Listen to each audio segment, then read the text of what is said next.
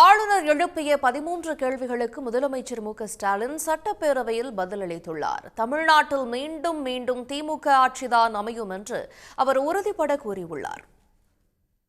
சட்டப்பேரவையில் ஆளுநர் உரைக்கு நன்றி தெரிவிக்கும் தீர்மானத்தின் மீது நடந்த விவாதத்திற்கு பதிலளித்து முதலமைச்சர் மு.க.ஸ்டாலின் உரையாற்றினார்.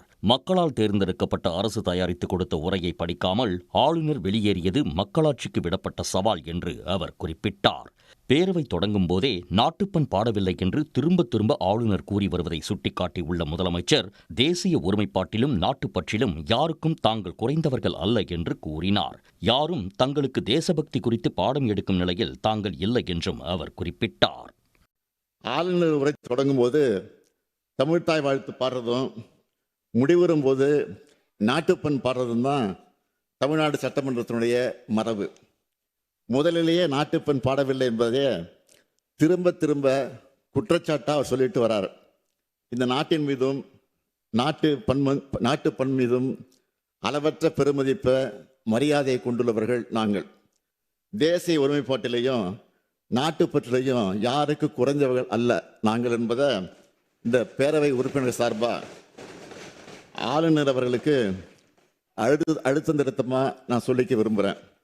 யாரும் எங்களுக்கு தேசபக்தி குறித்து பாடம் எடுக்கிற நிலையில் நாங்களும் இல்லை.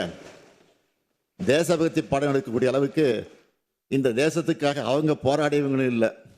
ஆளுநர் உரையை வாசிக்காமல் வெளியேறியது ஏன் என்பது குறித்து 13 குற்றச்சாட்டுகளை ஆளுநர் மாளிகை வெளியிட்டதை சுட்டிக்காட்டிய முதலமைச்சர் கடந்த நிதியாண்டில் 11.19 விழுக்காடு அளவுக்கு நாட்டிலேயே உயரிய பொருளாதார வளர்ச்சியை தமிழ்நாடு அடைந்திருப்பதாக கூறினார்.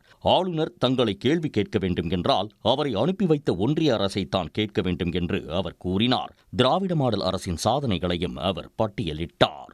சொல்ல விரும்புவது கடந்த நிதியாண்டில் 11.19 விழுக்காடு அளவுக்கு நாட்டிலேயே உயரிய பொருளாதார வளர்ச்சியை தமிழ்நாடு அடைஞ்சிருக்கு.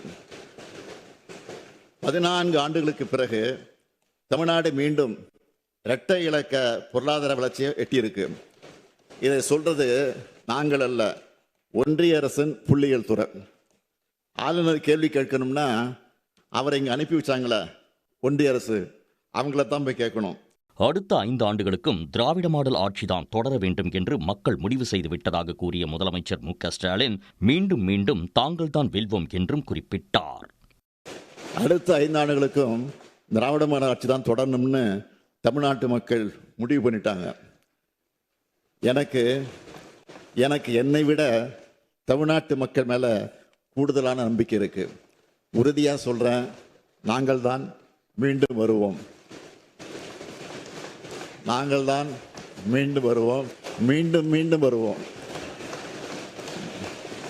மீண்டும் வெல்வோம், மீண்டும் செல்வோம், மீண்டும் வெல்வோம், மீண்டும் வெல்வோம். தன்னுடைய இலக்கில் வென்றுவிட்டதாக கூறிய அவர் திராவிட மாடல் அரசின் சாதனையால் தமிழ்நாடு தலை நிமிர்ந்து விட்டதாக பெருமிதம் தெரிவித்தார். உடனுக்குடன் செய்திகளை தெரிந்து கொள்ள சன் நியூஸ் பெல் ஐகானை கிளிக் பண்ணுங்க.